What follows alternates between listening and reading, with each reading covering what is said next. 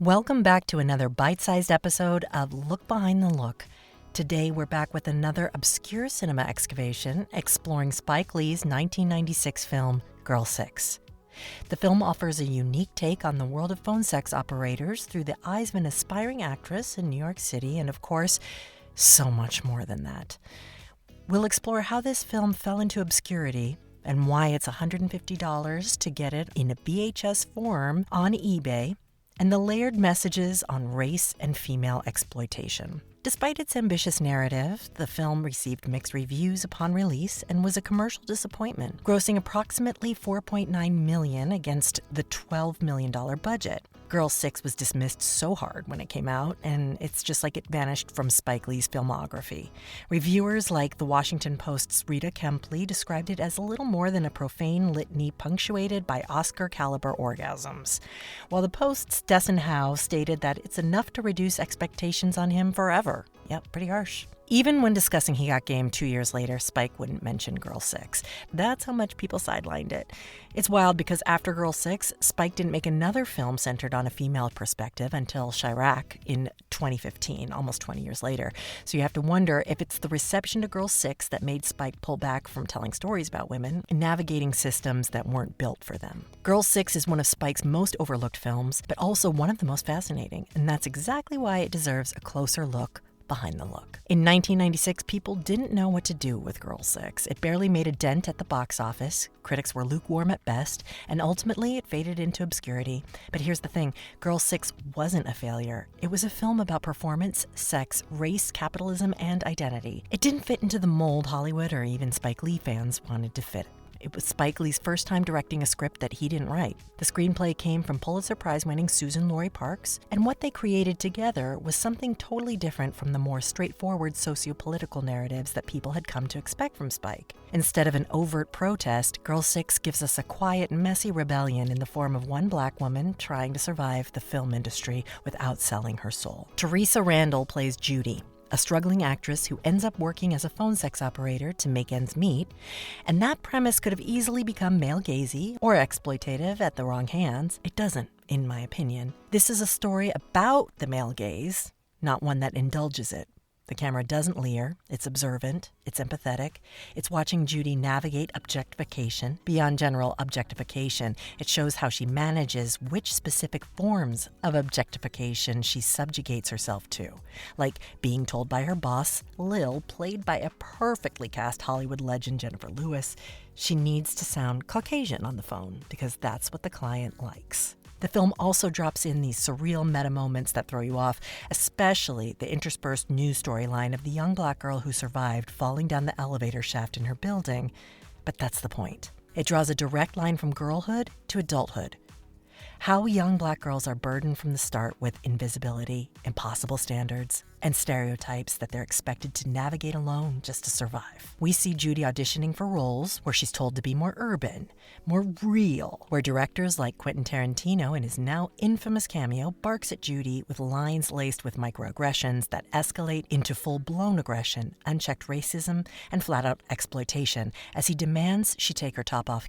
What do you think about Spike's decision to expose Judy's breast in that scene with Quentin to the audience? I've looked up many responses to this question, many thoughts, and they're all over the place. Some people justifying this choice, some people having a huge problem with it. I myself did not understand the point of it. I didn't like that or think that that was in line with what the message of the film is. But I'm curious to hear all of your opinions in the comments below about the choice to expose Judy's breasts in this scene with Quentin Tarantino when the whole scene is about her feeling berated by having to do so. This scene is violent in its familiarity, and that's the point. Girl 6 doesn't flinch. It forces us to sit in the discomfort, to confront how easily black women are dehumanized under the guise of opportunity. This isn't just a scene. It's a reckoning that begins Judy's arc. It's Spike and Suzan-Lori Parks is holding up a mirror and asking, how many times has this happened? And how many times did we call it art? Or better yet, this is what you do to black women when you're giving them a chance. And that's why the ending hits so hard. Because after everything, after all that growth and pain and disillusionment, it's gutting to see Judy go back to the shoplifter. It's framed like a reunion, maybe even a resolution, but it isn't. It's a return to something familiar, something that once had control over her. When she heads to LA for her so-called fresh start, she walks right into the same kind of exploitative audition that launched this whole journey. The loop restarts. But this time, she doesn't freeze. She doesn't stay quiet. She doesn't submit. She assertively leaves. That moment shifts everything. Because even though the circumstances haven't evolved, she has. It's not loud, it's not celebrated, but it's powerful. It's self-possession. It's Judy refusing to play the part again, even if the script is exactly the same. So no, the ending isn't tied up in a bow, but it's not hopeless either. Girl 6 isn't offering a fantasy of escape. It's showing us what resistance looks like when the world and the people around you won't meet you halfway. Quiet, deliberate, exhausted, but still yours. So why did Girl 6 flop? Because audiences weren't ready for a black feminist art film disguised as a phone sex dramedy. Listen to that pitch.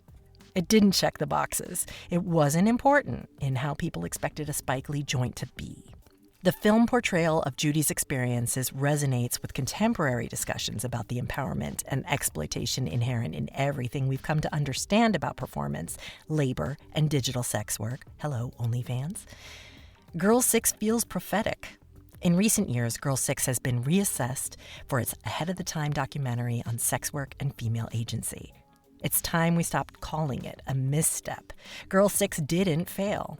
We did for not seeing what it was trying to show us. I do still think it's worth critiquing how a man directing the film despite having a female screenwriter is a statement and impression in and of itself that's left upon this film, and that's something we're still unpacking today. The notion of you returning to a movie in which the central character is a woman, any significance in that? Yeah, we thought it was time. 10 years has been long enough if you don't count Crooklyn, where the lead character was a girl, 10 years old. So we felt that, as you said, with me, in this arc, it'll be 10 years since we did She's Gonna Have. It was time to go back and try to do something else, where we had the lead, where the lead was a female. Where'd the story come from?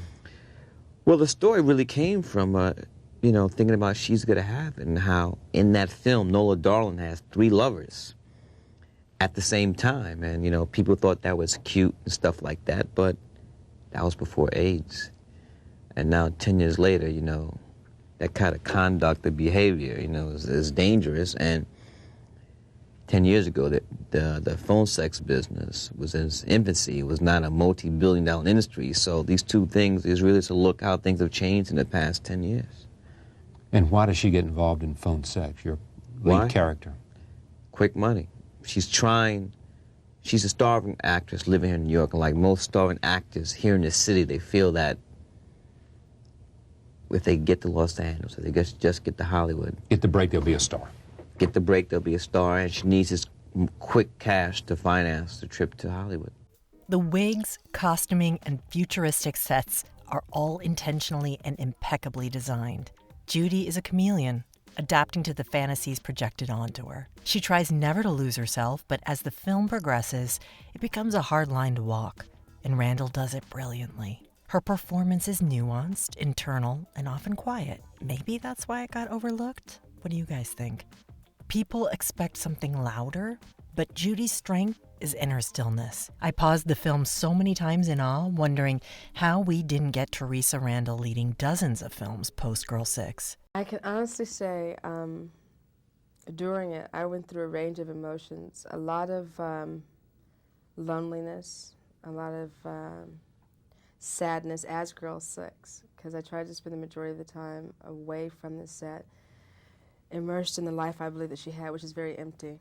And so in spite of the laughter and stuff that goes on in the film, for me as an actress and for Girl 6, the character that I've created, there is a lot of sadness. Her performance has always stuck with me. She is the film. I looked and looked and looked and searched and searched and searched. Many people are wondering what's happened to Theresa Randle. No one seems to know. Do you? Girl 6 is a wig lover's dream. Theresa Randle wears over 20 different wigs and styles throughout the film, and each one feels like a window into her state of mind or her persona at the moment. Her hair isn't just a flare, it's fashion, character, power, and commentary all in one. There's the long honey blonde crop she rocks in the phone booth, classic sex symbol vibes, and we see everything from an ode to Dorothy Dandridge, bantu knots, finger waves, full-on foxy brown afro. It's a whiplash of transformations that, if you blink, you might miss one. Her hair becomes armor, a mask, a performance. And what's genius is that the wigs and styling reflect the emotional tone of each scene without her having to say a word. It also speaks to the fantasy that phone sex work sells.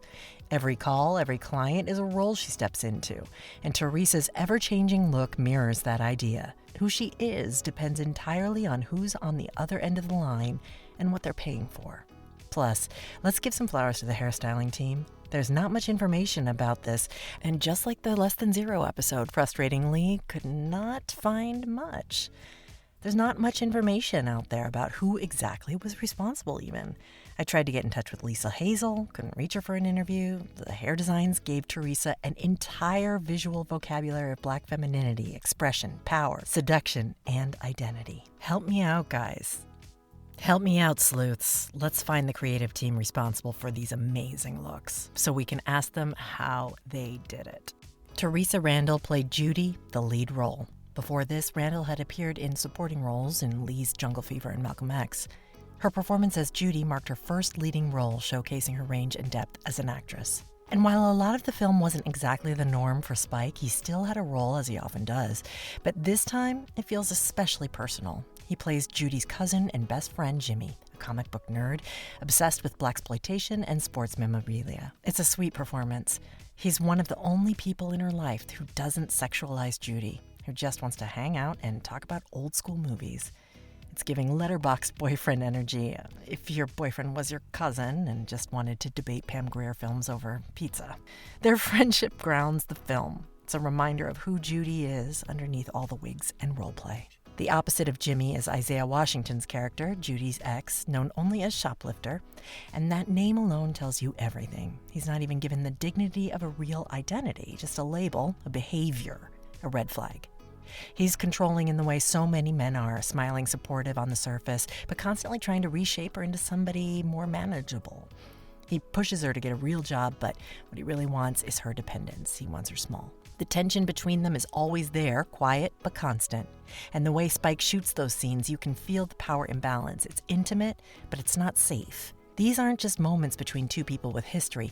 These are scenes about how easily women, especially Black women, are asked to compromise themselves in exchange for stability, approval, or love that's conditional. Both of these male characters exist to show us different versions of masculinity. Jimmy is supportive, if a little clueless, and Isaiah's character is the opposite, demanding, judgmental, and ultimately part of the reason Judy needs to reclaim her voice in the first place. The film is peppered with notable cameos, adding layers of meta-commentary. As mentioned previously, Quentin Tarantino appears as the self-absorbed director, and this collaboration, interestingly enough, occurred before the well-documented disagreements between Lee and Tarantino over the use of racial slurs in cinema. We also get Halle Berry, Debbie Mazar, John Turturro, Ron Silver, John Cameron Mitchell, and Michael Imperioli, giving their best, if not strangest, character acting bits to this film. Other notable appearances, and the one you always hear about, is Madonna as the competing strip club owner. It's actually a really good performance. She looked insanely good, and that's saying a lot for somebody who looked good pretty much all the time. And of course, supermodel Naomi Campbell as a fellow sex phone operator, making a more demure and reserved role. Peter Travers at Rolling Stone called Girl 6 the worst movie Spike Lee has ever made, one that resorts to all-star cameos to disguise structural shortcomings. Still, I believe these cameos contribute to the film's commentary on fame, exploitation, and the blurred lines between reality and performance. I would never go without mentioning one of the film's most essential elements being its soundtrack composed entirely of songs by Prince. You won't hear that on any other film, aside from Purple Rain, Under the Cherry Moon, and Graffiti Bridge, which are all Prince films. This is a Spike Lee movie. The entire soundtrack is Prince. Yes, not just one song or two, the whole thing. And it's not a greatest hits situation either. We're talking about deep cuts, unreleased tracks, B-sides, and songs that he just gave to this movie. She Spoke to Me, unreal. Don't Talk to Strangers, are you kidding? These weren't even just throwaways. He curated a whole vibe for Judy's world. And I can't even believe we aren't talking about this every day. Prince was famously selective about who he worked with, and it says a lot that he said yes to this film. You get a sense that he understood what the story was about: performance, femininity, identity, power. And that's all over his music, too. Prince elevates the whole damn film. It's the kind of creative alignment that doesn't happen often. Honestly, the Girl 6 soundtrack is one of the most slept-on parts of Prince's catalog and of 90s cinema in general. How this has happened still blows my mind, and it definitely leads me to believe that aside from Spike distancing himself from the film, the complexity of continuing to secure rights to Prince's catalog may have been why we haven't been able to stream this film. And that's a whole nother can of worms to dive into for another day, but I will get to the bottom of it as a true Prince fan. Spike recently posted on Instagram about Girl 6 for the anniversary of the release of the film, the 30th anniversary. And he spoke about Prince in the caption. I'll put that up here. And I know there's a lot more to this story. I definitely want to address one thing that is my very favorite thing about Prince. You know I have a million favorite things about Prince, but this is number one and something I'll never get over. The film ends with the song Sometimes It Snows in April. I feel like I'm going to cry even telling you this, even though if you're a true Prince fan, you already know this. But for those who don't, Sometimes It Snows in April is a song that you would know from the Under the Cherry Moon soundtrack on the album Parade. And it was co-written by Wendy and Lisa, who wrote the music. And the song was recorded in 1985 on April 21st. Prince died on April 21st, 2016. It was exactly 31 years after that recording date in April, and that is a song that I cannot listen to without losing it completely because of that history of it and the fact that he died in April. So that's a fact that I wanted to make sure you knew.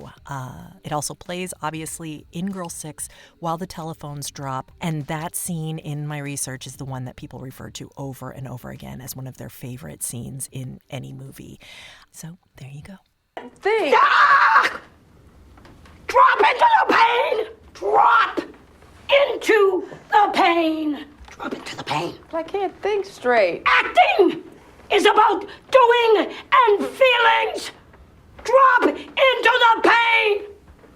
Now, let's add a sensorial element of shit. The pain stinks. Oh, it stinks. It stinks. Smell it. There you go. Now, right through there, speak. The only reason. The only reason. Girl 6 unique collaborations, themes, and the conversations that it continues to inspire about representation, exploitation, and agency for Black women and in the entertainment industry are why it remains a fascinating entry in Spike Lee's filmography. Although its approach to these themes may have been clunky, convoluted, dare I say disjointed, wink wink, it's 1000% worth watching, studying, and taking the time to understand the story beyond traditional narrative form. It looks amazing, the acting is fantastic, and it's just a great watch. Unless you own a VHS or DVD copy, or, get this, Laserdisc. It's a shame you can only find it for $100 or more on eBay right now. Kelly and I actually mailed the DVD back and forth via snail mail like it was 2006 to study and put this episode together. So grab a friend or two and create an old school Netflix sisterhood of the traveling DVD and watch for yourselves. If you do track down your own copy, tag me at Look Behind the Look and I want to see your setups. As always, we love hearing your thoughts, all of them. Tell me what you want to hear more about, sleuths, tell me what you know that wasn't in here, and what films you'd like us to dive into next. Thank you for joining me on another bite-sized episode of Look Behind the Look. Till next time.